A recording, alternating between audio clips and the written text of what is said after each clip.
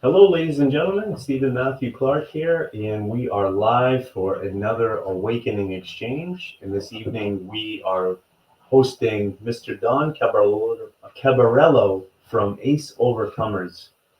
Recently, Don was on a Awakening Exchange with a crowd of over 60 people.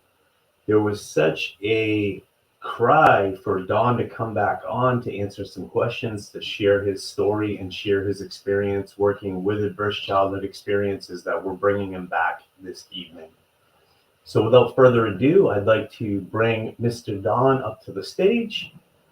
And Mr. Don Caballero, welcome back. It's so good to see you. Thank you for being with us. How are you? I am well. I am well, and I want to thank you, Stephen, and all the requests. It was an honor and a privilege to be on the Awakening Exchange, and once again, an honor and a privilege to be here today. So, thank you. Appreciate it, Stephen. Yeah, yeah, thank you very much. I think some of the interest really comes from the correlation. So the work that you do is in trauma. You work in the field of healing trauma and providing solutions for folks that have dealt with a lot of trauma in their lives. Some of the requests of you coming back on, I think the audience is really interested to hear first off more about you and your lived experience. So I think that's probably a really good place to start, Don. Maybe if you could just share a little bit about yourself, your background, and what got you into the work of healing trauma and working with adverse childhood experiences. Yeah, that's a great question. I appreciate it. So, I would say, um, my story, Stephen, is a story of a lot of hard work, a lot of mistakes, and a few successes. My transformation wasn't something that was instantaneous. It wasn't something that was spontaneous. It was it was years and years and years of just wanting to be normal, just wanting to make it the next day clean and sober, just wanting, to behave, to think, to just to fit inside that mold of normality. And for years, I struggled with that. Drug addictions leading to criminology, leading to criminal behavior. I mean, for years and years, in and out of the system. Um, I've spent 15 years in and out of California prisons and was looking at a 94-year presumptive sentence. And by the grace of God, I stand here today. Honestly, I didn't know if I was going to ever see the other side of the wall again. But, it worked out the way it worked out. And so, um, I didn't realize how dysfunctional my family was. And I didn't, I didn't have any comparison, I guess you would say, because everybody in my neighborhood, in my sphere of influence, in our family, it's just what we did.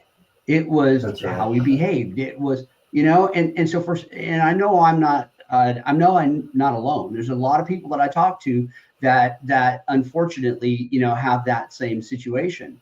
But when I had an opportunity to gauge what healthy looks like, and using that ACE survey and something as simple, or I would say, I shouldn't say simple, but what most people may think is not that big of a deal, like being raised in a home under the age of 18 where there was separation or divorce.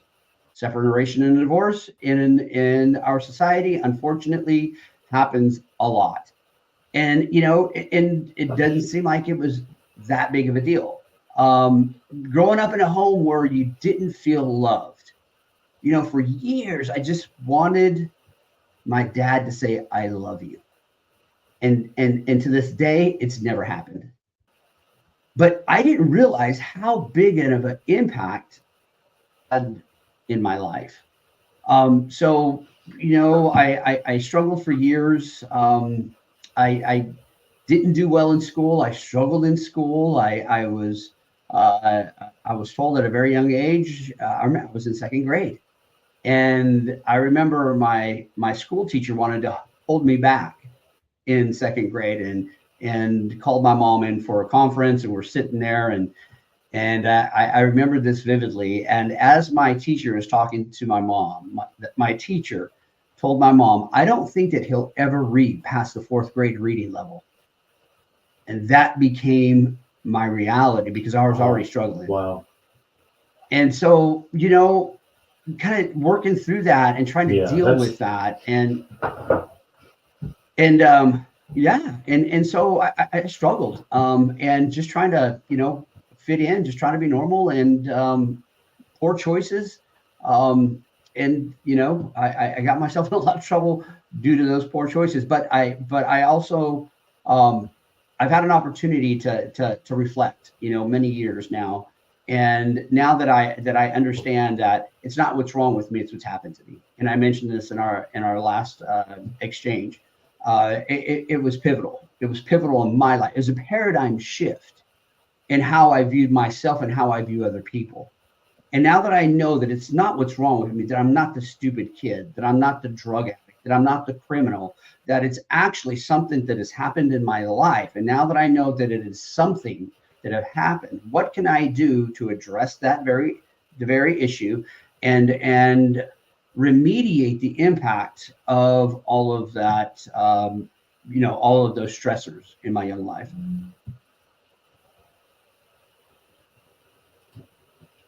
absolutely. Don, do you have just a quick question? Do you have the LinkedIn playing right now? Do you have the video playing like on another screen? Because I don't I'm know. getting I'm getting I'm getting feedback. Oh, I probably do. Okay, let me close all this, Stephen. My apologies. Thank you very, very much. Is that better? Is I that don't know better? just yet. Yes, it's better. Thank you. So so I was actually getting a feedback. It sounded like another video was up and running, and it was coming back as feedback, and it's actually still happening right now a little bit, but that's okay. We'll just roll with it. Yeah, I don't have anything else open that would constitute that. No, no, no problem at all. Oh, wait a minute. Wait a minute. Let me No problem. now. All right. I think I got them all. How's that, Stephen? It's still happening. That's okay. We'll just stay with it. Um, I guess the question that I would have, the work that you've done and the work that you've supported people with that have been healing from trauma and they're having their own experience of getting better. What is some of the work that they're doing to heal? What is some of the work that they're doing to actually get better? What is some of the work that they're doing to overcome the adverse childhood experiences they've been through in their life? Yeah, I would say one of the most important tools, the most important opportunities that a person who has trauma histories are healthy relationships. So we continue to look at the research, we continue to look at the Beautiful. science, we talk about resilience, and it unfortunately one of the negative outcomes of adverse childhood experiences, childhood trauma, are fractured relationships, and a person's ability to be able to socialize. So creating healthy social environments and being able, having the reserves, having the ability to socialize and feel like they're a part of that society, whatever that is. And so, a part of the outcomes of abuse, neglect, and household dysfunction are the disruption of a person's, you know, uh, brain structure, the nervous system. So it's more than just behavioral, it's neurobiological. And that then has That's an right. impact on the way that a person is able to cope with life, able to build relationship, see other people in a light, trust, which comes a long way, of course, with having some positive relationships in our lives. So I would say the most important thing, with other practical tools, with other skills that we can apply to help us to become more resilient, are those healthy relationships, those relationships in our lives with people in our lives that will be there for us no matter what. And with people in our lives that we can trust, that we can be honest and transparent with, and they will not look at us any other way. They're going to love us through the good, the bad, and the ugly. And no matter what's going on, they're going to be there for us. And we know that. That doesn't mean that we shouldn't be held accountable, that we shouldn't be, told about some of our poor decisions or some advice. But healthy relationships, Stephen, is at the core of that. I love that so much. I'm actually feeling a lot of gratitude that you're saying that. I just had this conversation, believe it or not, last night with a dear friend of mine, and her and I were talking about the complexities, first off, growing up in the way that we grew up. Because we've grown up in a very machismo, in a very masculine world where we use this term a lot, but there has been a lot of toxic masculinity in our lives where we were taught to be tough, taught not to share our emotions, taught to keep everything compressed inside. And what that causes eventually over the long term. That actually causes, in most cases, either A, a mental health diagnosis, or B, an explosion. People explode. A lot of boys and men that I knew growing up, they used to do things like utilize mind-altering chemicals. They used to put up their fist in cuffs. A lot of fighting would happen. And I think that's a result of not being able to express yourself in a healthy way or have a healthy relationship, meaning where we're really being vulnerable and expressing what's happening, what's showing up for us. So what are some of the modalities that you've utilized to support people in relationship building? And what have you seen for the results in those modalities that you've actually shared with other people, especially those that are in the system of mass incarceration? Yeah, it's a good question. I would say empathy and sympathy.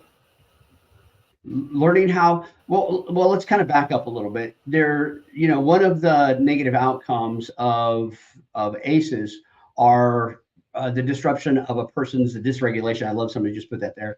The ability for somebody to manage their emotions. So the dysregulation of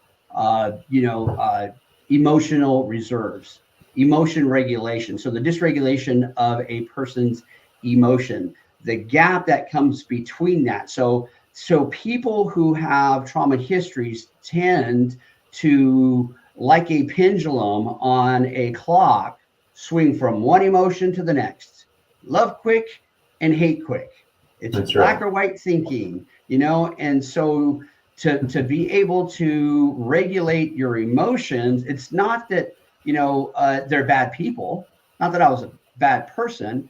And unfortunately, a lot of people who have trauma histories were never given those opportunities. That's right. And the way that a person does that is empathy, sympathy, and affirmation. So we like to say that mental health begins with a skinned knee. So what does that mean? A skinned knee. So, picture little Johnny, little baby Johnny, just being barely able to walk. And he's starting to run with his head that weighs more than the rest of his body. And just like every other kid whose head weighs more than their body, he's running and he dumps it, right? And his chin, whatever, his knees, and he starts crying. Now, we are not born with explanation points. We are born with question marks. Mm-hmm. And so when That's this right. happens, there are some questions that are running through Johnny's head. What's this red stuff? Why does this hurt? Why am I crying? Right. So when all this is happening, and then Johnny goes to the person he is supposed to be able to trust, and he goes to Daddy, and Daddy's standing over him and says, "Why are you crying, boy? Boys don't cry. You better stop crying. I'll give you something That's to cry right. about." those are not answering any of the questions. Those are not helping him to actually understand why he's feeling the way he's feeling. As a matter of fact, that the distance between what he's feeling and what is actually happening becomes the distance, the gap between how he learns how to see life. So if that continues to happen, maybe he then will equate hurt with anger.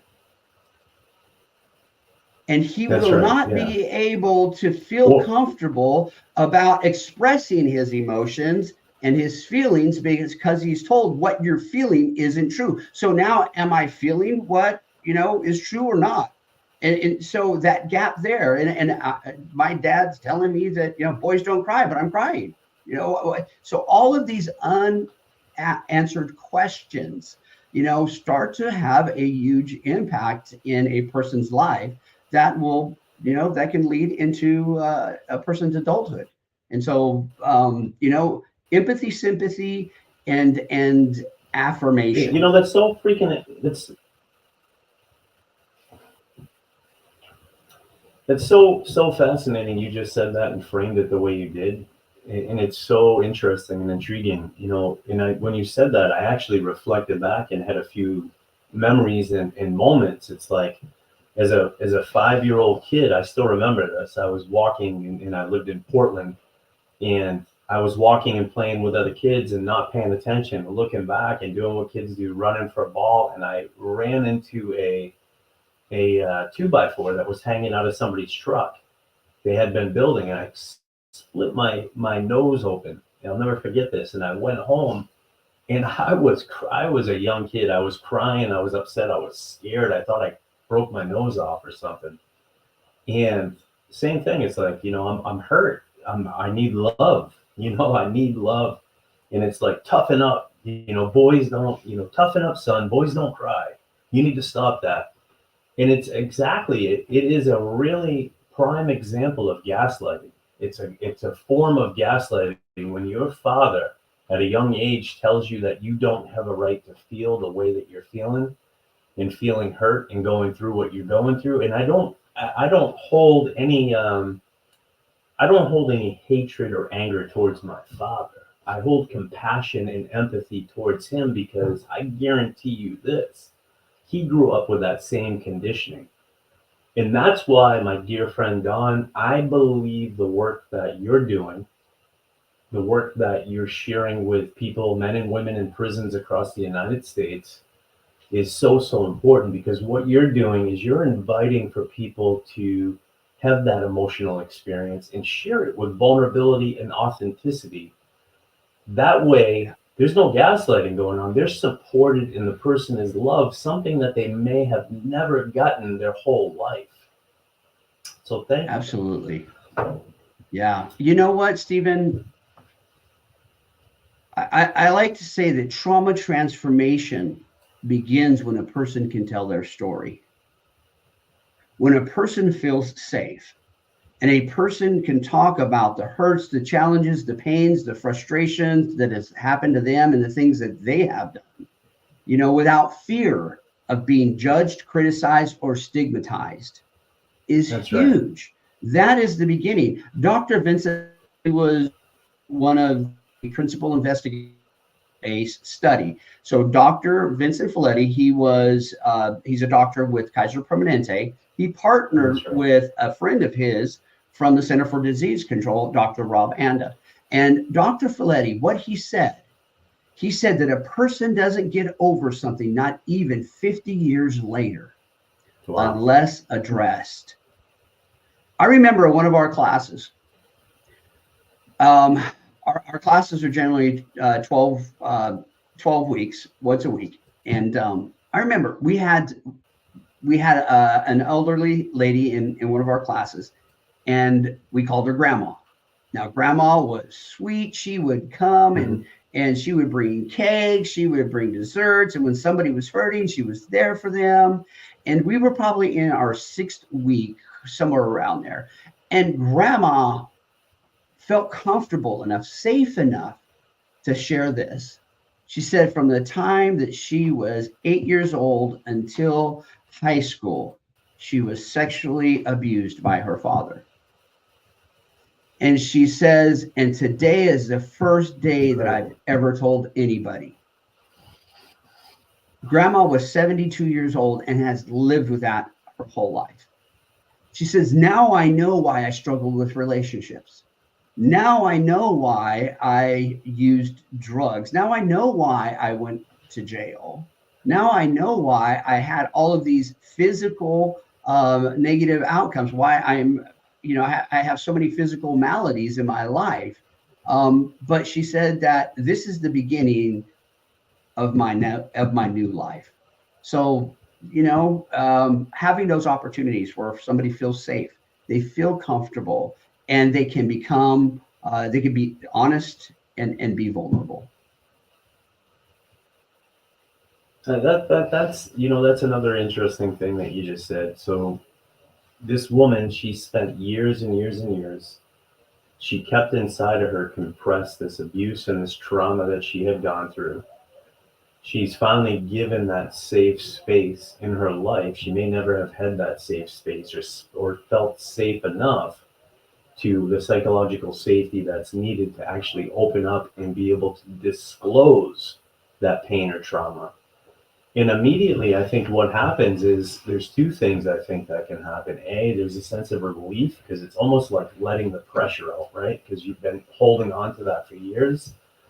So that's one thing that happens. But also, B, I think we need to, at that point in time for grandma, we also need to have a lot of empathy and understanding for her and her needs because, goodness gracious, that's a lot. Grandma's been holding on to a lot for a long, long time. And almost just being there and saying, that's not your fault. I love you. I'm here for you, and being there to support. And that's the human condition. That's the empathy and the compassion I think we're all missing because I think there's something deep inside of every single one of us. We've all been affected by something. All of us have. And we talk about Maslow's hierarchy of needs. What's the second tier on Maslow's hierarchy of needs? Safety. And it's not just the rules and laws and order, it's psychological safety. We need that psychological safety in place before we really can have our social, our esteem, our self-actualization, and our self-transcendence. So what I feel like you did for Grandma, Don, is you gave her that space to actually move up after years and years and years to really have more of the social needs to maybe even be able to trust men again, right? Yeah, absolutely. And I completely agree, Stephen. We are not created, I believe, we are not created to be islands. And it's not that most of us want to be loved or have a desire to be loved and affirmed, and we need that. And if we don't have that, then the way that we are designed and created, we do not develop in a way that's going to be healthy and productive. Because we are social, we are inherently social beings, and we have to have relationships. It's not that we'd That's like to. right. It's not that they're vital to our health. That's right. Absolutely and positive. We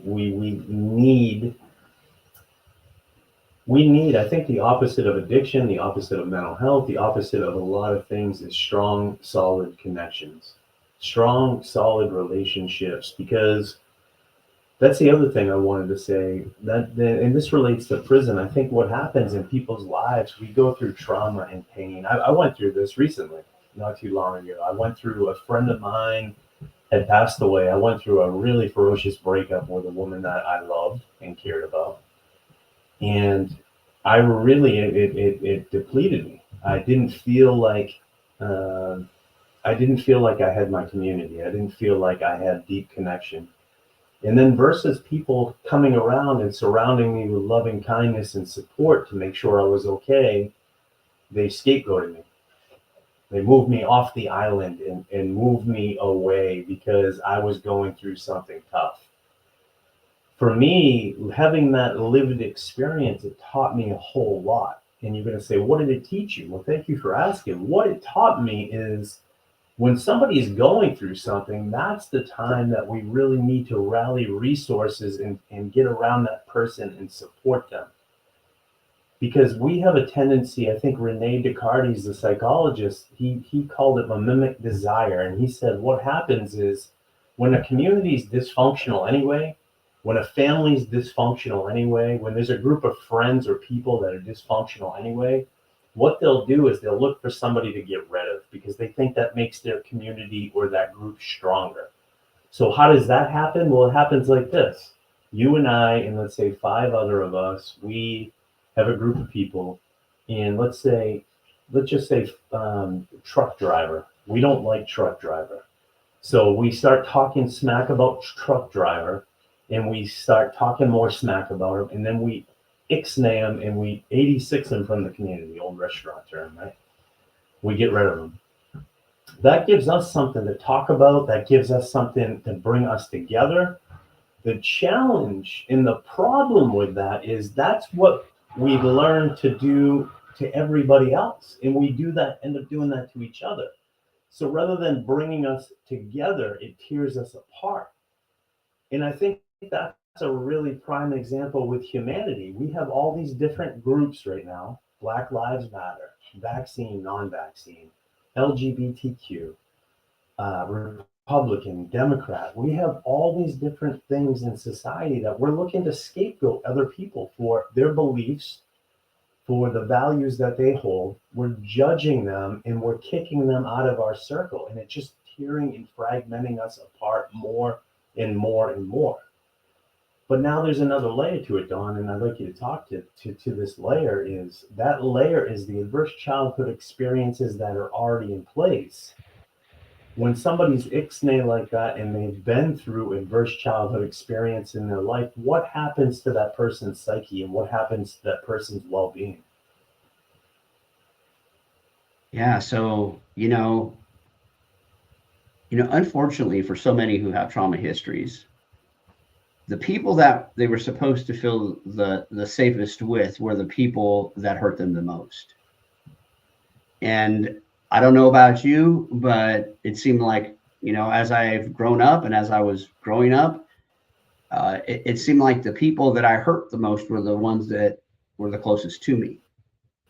So, when somebody then comes and is then now finally coming to a place where they feel safe and they want to feel safe, and yet they're ousted, and rejected once again, it just reinforces the belief system, whatever that belief system may be, and reinforces, all of the negative outcomes that have happened because of the childhood trauma or because of the, those toxic stressors in their life. So it will just reinforce that we talk about, some brain plasticity and some neurobiology. It will reinforce those neurons and create those lanes and make them paths stronger and larger. And once again, it just becomes an automatic response. And so if we're not careful, we will continue to not only impact the person's ability to feel safe, but it has a much more deeper impact on a person as well. That's right. I completely agree with that. 100. It takes a lot of. It really does. It takes a lot of self-awareness. I believe it takes a lot of work on ourselves. It takes a lot of compassion for ourselves to understand that, because what I have seen, what I've personally witnessed time and time again, especially here within the prison system, is that happens to an individual. They go through something. And I want everybody that's listening to this call to think about this as well.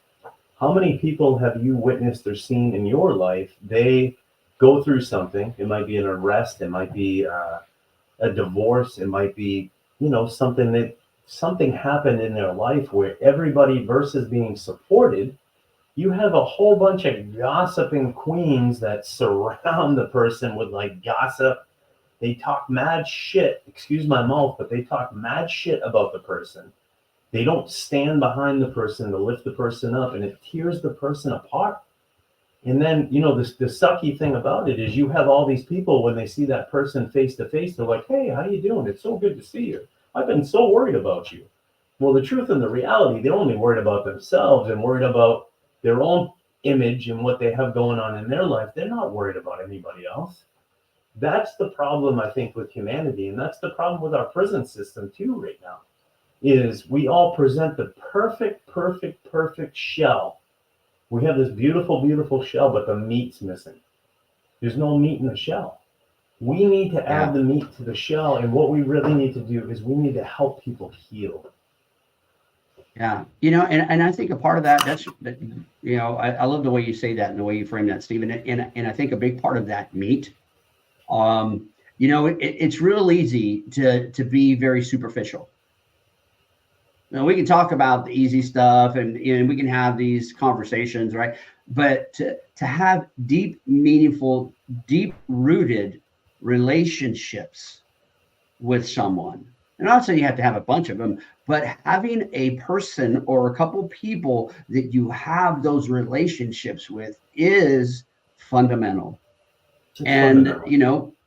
Fundamental. Yeah, absolutely. We look at, and I'm just kind of thinking of, let me know if we need to take a break or just, interject with me. I look at, National Institute, NIC, National Institute of Corrections, and others deem that there are 8 criminogenic risk factors. That's right. And so many separate those into two different categories. So the top 4 sometimes are known as the big 4 or the major 4. And the top 4, and the reason why they're categorized that way is because those deal with the internal factors. Those deal with antisocial personality, antisocial behavior, antisocial peers, and antisocial attitudes. The bottom 4 are education, employment, housing, and one other. I can't think off the top of my head. But they separate those two, and they put so much emphasis on those top 4, because if you're not working on those top 4, no matter, most of the time, if you do get a house, you're probably not going to keep the house. That's you get right. a job, you're probably not going to retain that job. That's right. So if we don't deal with the antisocial or the criminal thinking, criminal behavior, criminal peers, criminal attitude, if we don't change that and become pro-social in our thinking, in our behavior, in our relationships, with all that we do, then we'll just reinforce those major 4 categories that brought us into the criminal justice system. And unfortunately, the system is designed to be that very antisocial in nature. So that's why creating a culture and cultivating a culture systematically from the top down and from the inside out of creating a healthy community, just like we want healthy communities on the outside, the community on the inside is no different. There's a church, there's a laundromat, there's a library, you got a mayor called the warden, you have a restaurant, well, maybe not a restaurant, but you got a place to go eat. Yeah, it's still a community. That's right. And just like on the outside, we want healthy, vibrant communities. Well, how do we expect the community on the inside to be healthy and vibrant if we have created this culture of antisocial whatever, and then we put the people that are antisocial all together? That's right. Yeah, you're absolutely. Don, we're gonna go into a quick break just to have our sponsor, the Awakening Exchange reentry training, come up and just throw something on. But we have a lot of great questions. We have a lot of great quotes from the folks in the audience. I just want to thank you all. And we're just going to take a short break. We'll be right back with some of those questions and thoughts, because you all are throwing some really amazing things up. And I want to comment about what you just said too. We'll be right back, ladies and gentlemen. In a nation where over 2.3 million individuals are confined within the walls of our criminal justice system, the stark reality is that an alarming 76% of those released find themselves back within these very confines. This cycle of recidivism is a revolving door of suffering, straining communities, and depleting resources. A comprehensive reentry approach is the missing link in this chain. The Awakening Reentry Training is that link. This groundbreaking initiative is designed to equip families and reentry organizations with the tools they need to guide individuals on their journey of reintegration into society. The Awakening Reentry Training stands out not just for its expertise, but for the lived experiences of those at its helm. These are individuals who have navigated the labyrinth of reentry themselves. They bring to the table a unique perspective and understanding that drives the authenticity and efficacy of the training. The Awakening Reentry Training is no ordinary program. It is a personalized approach to reentry education. It recognizes that each reentry journey is unique and tailors strategies to fit individual circumstances. Its comprehensive curriculum covers everything from legal landscape to mental health concerns, ensuring that no stone is left unturned. But Awakening is more than just a training program. It is a platform for ongoing support, fostering continued growth and empowerment beyond the training period. It emphasizes the importance of community integration and provides guidance on how to foster positive connections and support networks. The Awakening Reentry Training is a beacon of hope in a landscape marred by recidivism. It is a testament to the power of transformation and redemption. But this transformative initiative needs your support. Be part of the solution. Support the Awakening Reentry Training, because together we can break the chains of recidivism and build a more inclusive, understanding society. Your involvement can make a profound difference. So embrace the awakening. Be the change. Welcome back, everybody. It's good to see you. Don, welcome back. First off, just incredible what you said. I was just sitting here pondering the last thoughts that you said. We live in a culture, we live in a community. I've been working with my mentor, a dear friend of mine, Dr. Ron Garrett. And Dr. Ron Garrett is a subject matter expert on therapeutic communities and really what it takes for a therapeutic community. And I've had several months now to reflect on that. And I think what it really takes to bring a group of people together is you need to have that psychological safety, but you need to have purpose and meaning. The group needs to have a meaning behind it. It can't just show up. It can't just be flaky because what's that? But if the group of people, if they're working towards a common goal for humanity, goodness gracious, that has the capacity to bring people together quickly.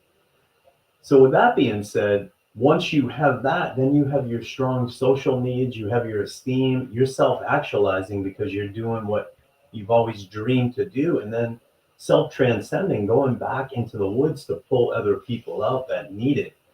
I've been wrapping my head around this for a while now because I live, myself personally, I live in a prison. It's the most progressive prison in the United States of America, Don.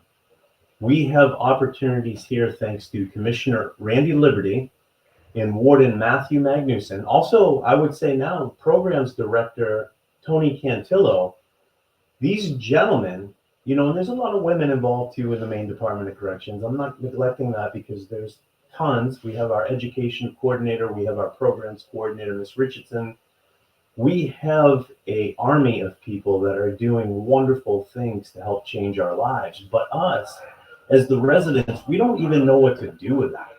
And I see it time and time again. There's so much freedom and flexibility. People do not know how to act.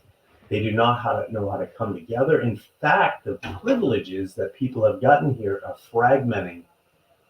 I think they're fragmenting the culture more and more and more. So that's what I've been trying to really consider and wrap my head around, because you have a bunch of traumatized people already that are trying to figure their way in their path out.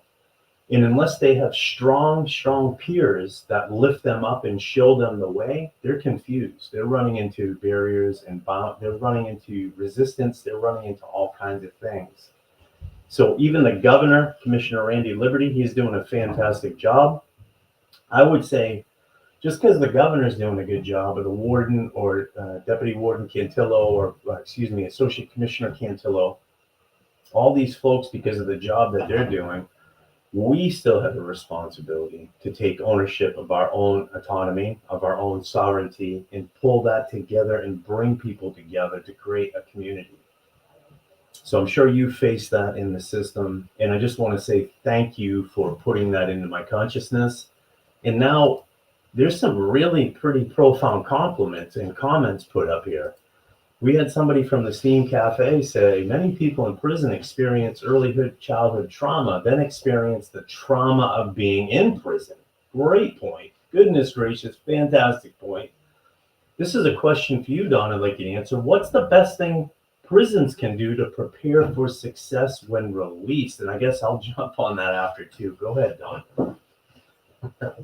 Yeah, so as a reentry specialist, there are three schools of thoughts on reentry. One school of thought is reentry begins 6 months to post-release. Another school of thought is reentry begins a year, post-release, right?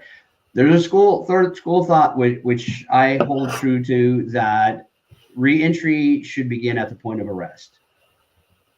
Now, what is the best thing prisons can do to prepare for success when released? One of the best things is to create a culture for prisoners who are not looked at as prisoners, but who are looked at as human beings. And once again, I believe that we are all created in the image of God, and we all deserve to be treated as such. Now, when from the top down and from the inside out, if we would all view each other not and look at each other not by the clothes you're wearing, whether you're an officer or you're a resident, or what your record is, because even on the inside there's fractions and there's this stuff going on. So creating a culture of healthy communities, because you are a community. But what do we do to help the individuals to make sure that they are addressing the very needs that brought the person to prison? Because you just don't automatically change when you go to prison. As a matter of fact, if you're not careful, you'll become a better prisoner. So making sure that those programmatic needs are there, that the restoration is possible, creating that culture also from the top down, where the staff is now looking at the resident as a human, not as a number, as a person, not as what the person's done. And there's a lot more to that, but as far as the prison goes, creating that culture that doesn't demonize, that doesn't stigmatize, rehumanizes or humanizes the person that is serving their sentence. Yeah, it's so beautiful, so beautiful. And what are some of the things? What would be some of the things that you would think that? I'm just interested to hear, because you've had the lived experience. What are some of the things that you think we can do to rehumanize ourselves?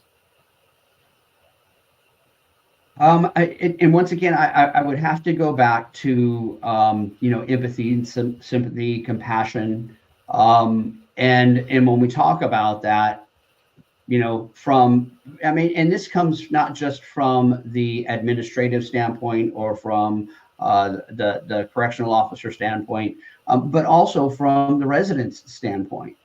Looking at one another with the mindset, with the heart, with the eyes of compassion, of the eyes of empathy. How are we seeing one another?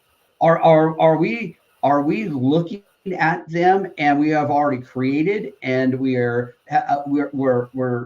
prejudging? We've heard, because that's what people have been saying. So now this is, when I see that person, this is in my mind. So, making sure that we're doing the best that we can just to see the person for who that person is, without any preconceived notion, without any, without being judgmental, or with our own bias. We can bring in our own histories into this and create that. So yeah, once again, empathy, sympathy, humanizing, compassion, having the willingness just to realize that most of us have more things in common than what we realize. That's right.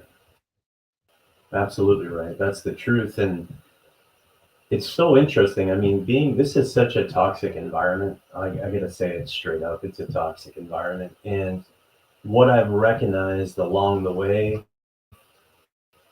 is, I like this right here. I'm going to just throw this up. She says, language matters. I like what you said, Resident Stephen. I think that it takes away the stigma and humanizes. Thank you both for answering. Well, thank you for being here, first off, and thank you for taking your time to listen to this important conversation. I just want to say, I've lived in this toxic environment for 18 years. I've given my heart to attempt to make changes in this place. I've really worked with the administration in many different ways to bring programs in that work.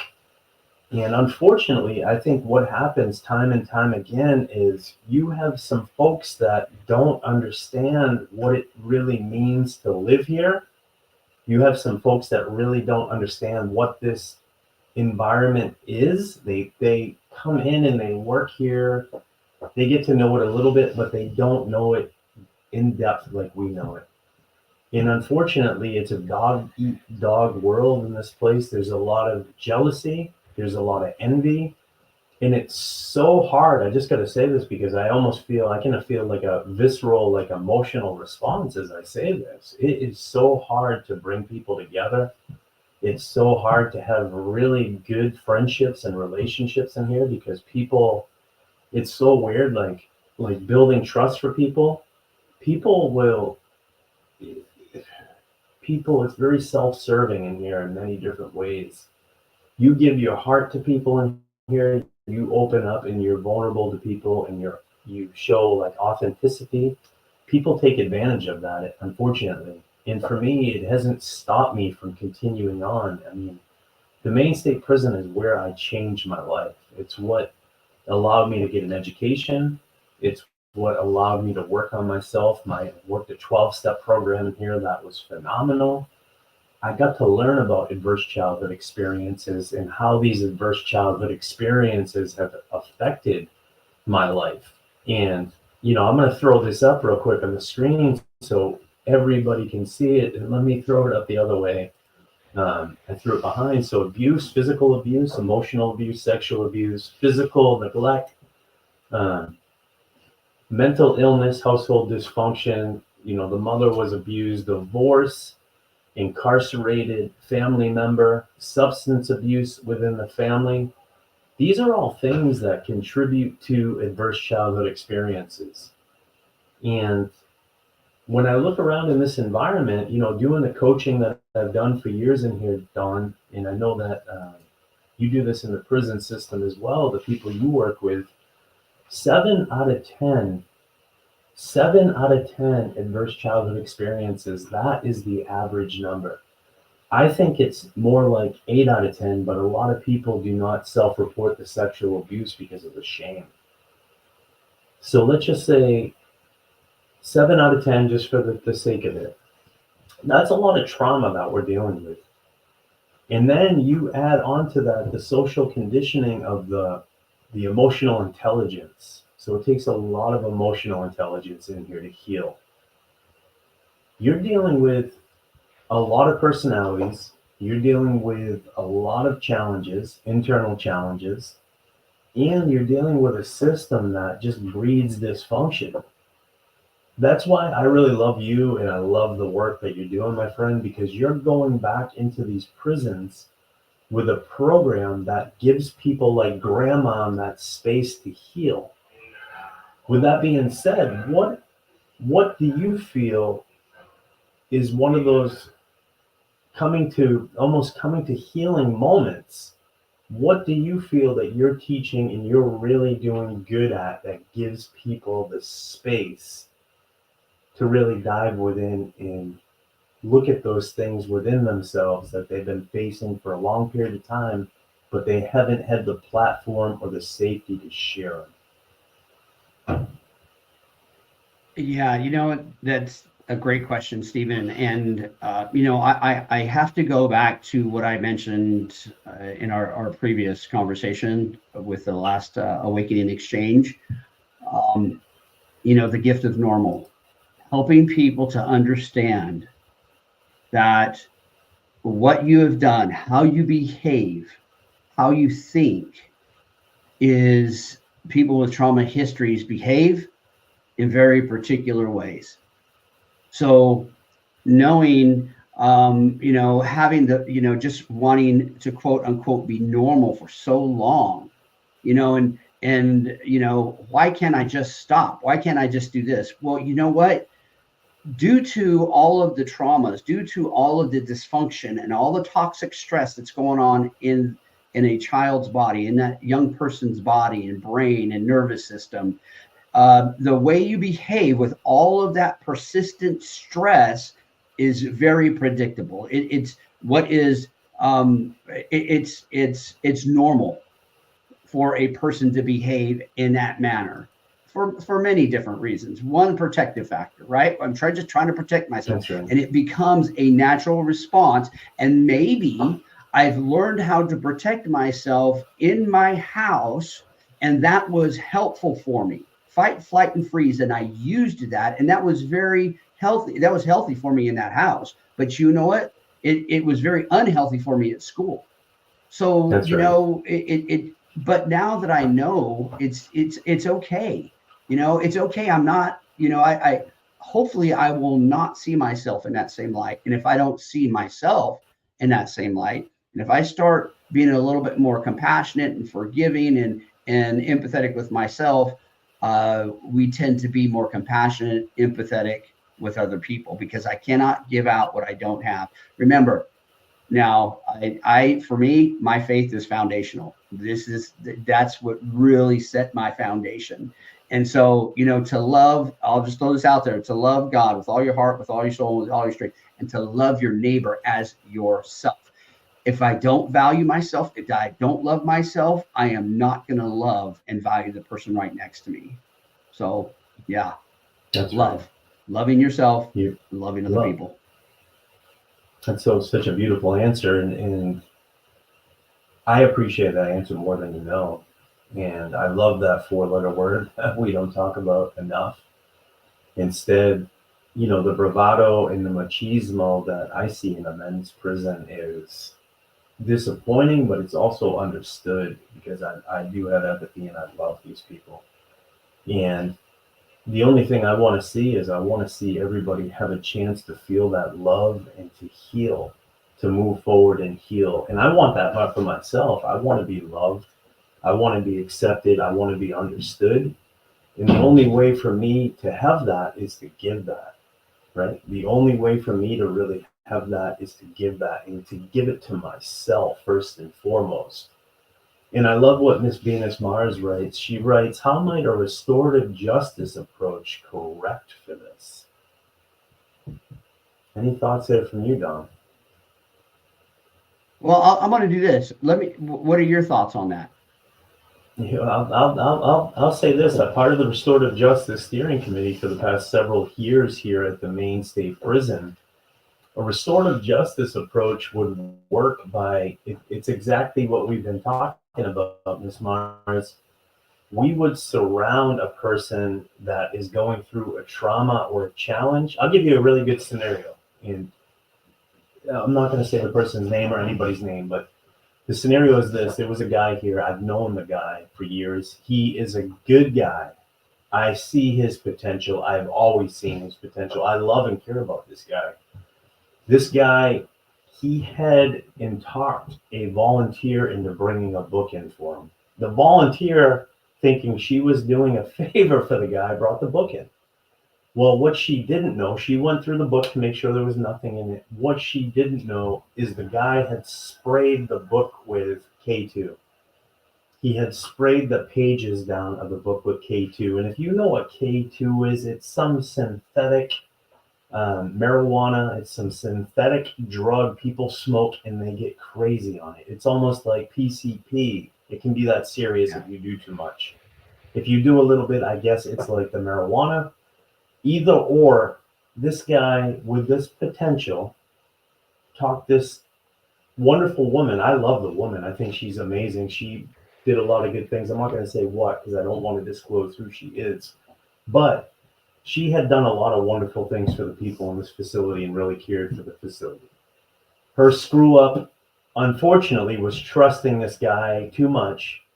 And now the guy's in segregation. He's buried because it created a huge issue here at the prison. People were overdosing. We had like probably 15 overdoses. This stuff was serious. And for me, the restorative justice approach would work like this. We don't let the fella, he caused harm. He caused a lot of harm in this facility, a lot. The restorative justice approach, how would it work? Would work is we don't oust this guy. We don't kick him out of our communities. We don't talk poorly about him. We seek to understand why. What was your choice making? Why did you, what led up to that, to understand his position? But then we show him the hurt and the harm that he caused. By him understanding the hurt and the harm that he caused, we all have hearts, we all have souls, we all have a consciousness. That's what I'm studying. My PhD is consciousness. How do we shift somebody's consciousness? Restorative justice is a perfect way to do that. So in terms of this gentleman, like setting him down and having him really truly understand the harm that he caused, understanding his point of view, because I'm sure that it probably is a lot to be in prison to make 30 cents to $1 an hour, right? Everybody's looking for a way to hustle and get money to be able to give their family something and to have something. I understand it. I understand the mentality. I can't say I don't understand it because we all are looking to have something. It's hard being here away from your family. You can't afford the phone, or you have to choose between the phone or a bar of soap. That's a tough situation because the phone rates in the United States were exuberant until lately, because now they're bringing them down. So that's one example. With childhood experiences and trauma, I think one way that we can do is provide a safe space, Miss Mars, to open up exactly the work that my friend Don is doing.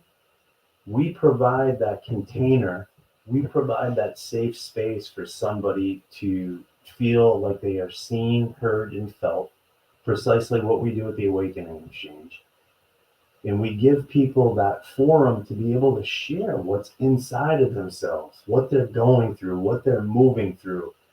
And the person that's receiving that, they're receiving it without judgment. They're receiving it without ridicule. They're receiving it without putting that person down or harming that person. They're doing it with what Don just talked about, love. And sometimes we don't even understand the love. Go ahead, Don. You get some. I know you got something good here. And that's perfect. That's perfect. So thank you, Ms. Morris, for the question. And I just have to echo what Stephen's saying, and creating this culture of accountability.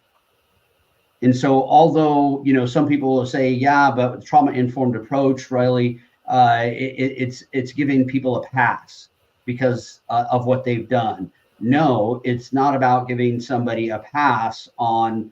I'm still, although there may have been things in my life that set me up in a certain way to gravitate or to behave in a certain way, it doesn't change my ability to still. I have to make those choices every day. I have a choice to make, and I have to be accountable for those choices. So when we talk about the restorative justice approach, not only am I accountable, I have to learn how to be accountable for my choices. I have to learn how to be accountable on how my choices affected everybody else. So my choices affected because of some of the blue collar crimes that rates went up at the bank. That it was there are huge implications. Now, when I finally came to a place where I was willing to accept that and realize that, man, my consequences, my actions had a huge ripple effect. And once I was able to take responsibility for that and ownership for that, it freed me, because that really kept me in bondage. So when we talk about a restorative justice approach, right, it's not about and have it a trauma-informed lens. It's not about giving somebody a pass on what they have done, but it's helping them to understand what they have done has impacted not only themselves, but other people. That's now helping them to learn how to be accountable. With that accountability, many people with trauma histories just wanted to be loved, wanted to be valued. And unfortunately, that didn't come from the very sphere of influence that it should have came from. And so the trust has been fractured. Their ability to trust has been impaired. So the last thing that we want to do is, make somebody accountable for what they do and leave them there. We need to learn how to help them understand that although you may have made some poor choices, we still love you. And how I view you, how I see you hasn't changed. We're still here for you. However, I love you too much to continue to allow you to hurt yourself and other people that way. That's right. You are speaking the truth right now, my dear friend, and I love that truth because I've been saying this to the warden for a while, for a little bit. I've been saying this to my fellow peers here for a little bit. We're claiming, and we're moving into our RJ, restorative justice community here at the Maine State Prison. And in moving into that restorative justice kind of mindset and moving into that framework here at the Maine State Prison, we have a responsibility and a duty to work with each other and uplift each other, right? And there's some key assets here in the facility. I see Leo. Leo's been through a lot. He does a lot. He's teaching school from his prison cell. He's doing a tremendous job. He just moved through some things, and he's part of our RJ community. Myself, I went through some things, part of the RJ community. And you think pillars of the community. I feel like I'm a leader and a pillar of this community. I haven't stopped facilitating. I haven't stopped helping people. You would think that the prison would circle and surround. They support me. Now, I'm not saying they don't support me. I'm on doing a podcast with you. I believe the warden loves me. I think he does. I know the commissioner does. Point being is we need to surround people when they're going through things and ask more questions, right? And I love what Tracy said. Tracy said it'd be hard to repeat his mistake after that. You really leveraging the power of society to mirror or remind him or her who he or she really, really is.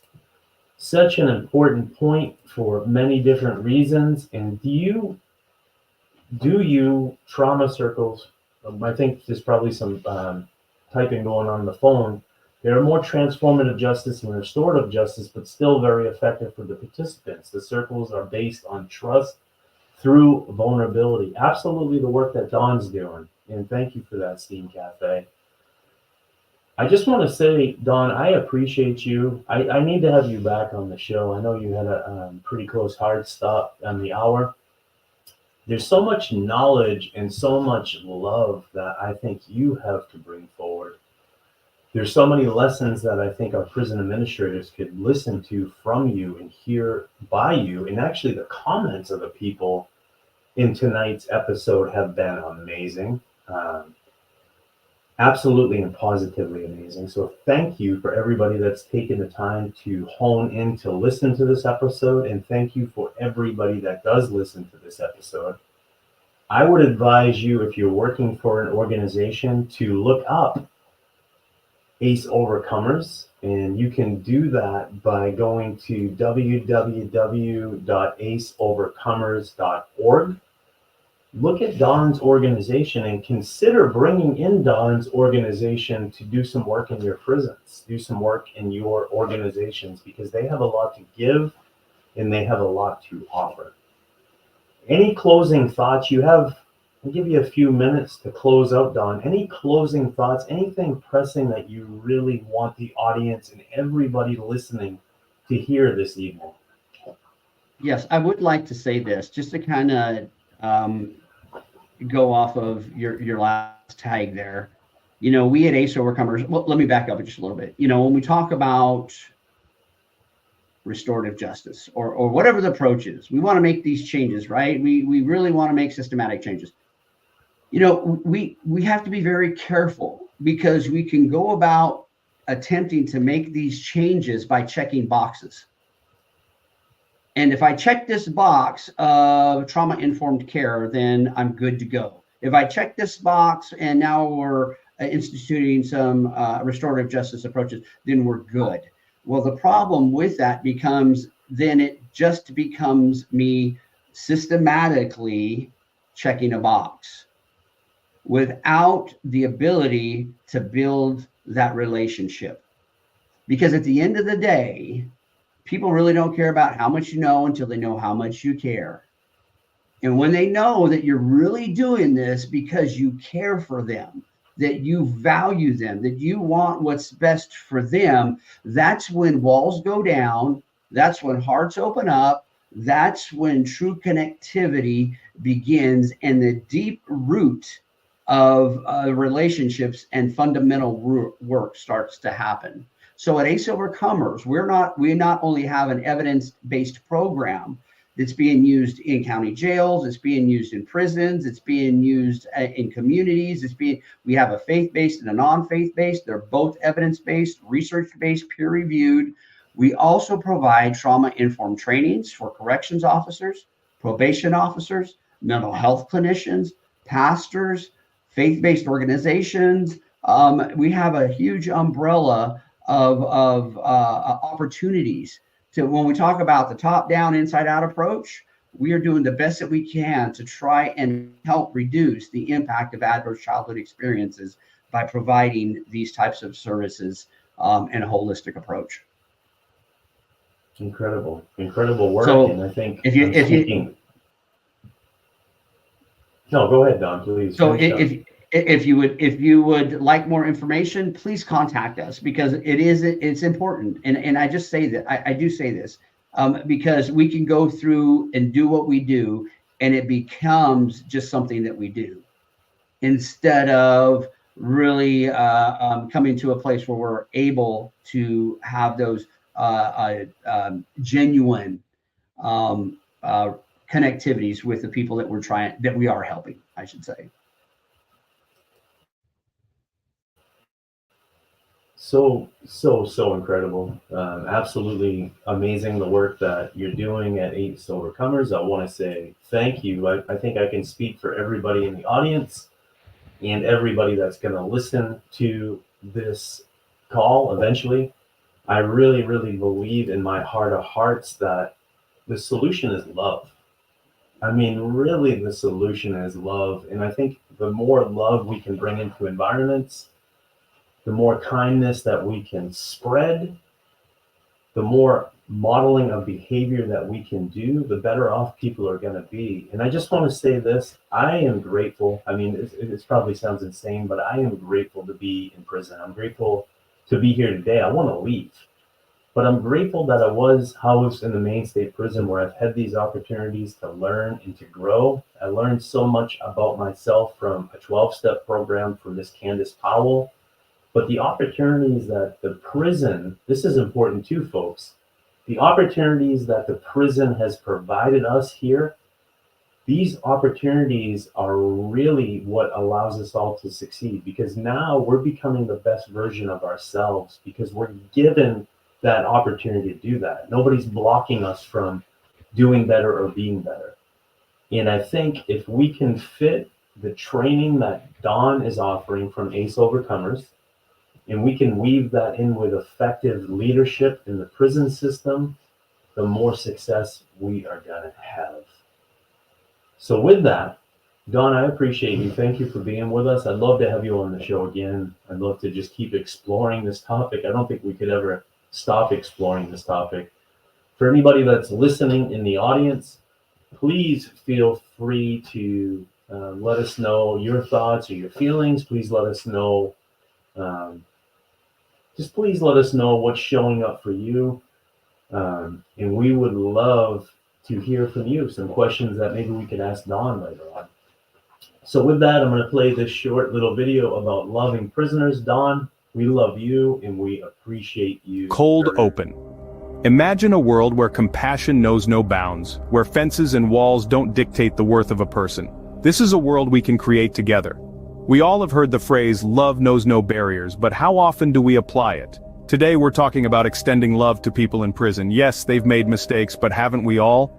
It's time we put aside our judgments and remember that they are humans too, deserving of love and understanding. It's not about condoning actions, but about recognizing humanity. Everyone has the capacity for change. Today let's challenge ourselves to replace judgment with empathy and see the difference we can make. Remember, a single act of love can ignite a spark of change. In a world where you can be anything, be kind, because in the end, we're all just walking each other home. Loop this message, share it, live it. Together, we can make a difference. And you can find all these messages on our YouTube channel, and that's Awakening Exchange at YouTube. Don, sending you all the love in the world. For everybody that's here listening, sending you all love in the world too. We got some comments flying in. And the comments are just saying, thank you, thank you, thank you. People can listen to you. One of them just says they can listen to you for days. Well, we'll bring them back. You know what? When we can get more time, we'll keep them on for a few days. I don't know if that's possible. We'll have like a 3-day marathon of Don and adverse childhood experiences. But with that, thank you so much for being with us, Don. Thank you for spending your time. And the audience, thank you all so, so much for being here. Sending everybody love and hoping each and every person has a wonderful, beautiful holiday and a wonderful weekend. Sending you all love. Thank you very much. And we will see you next week on the Awakening Exchange. Thank you, Don, Stephen. much love to you, my friend. Love you, brother.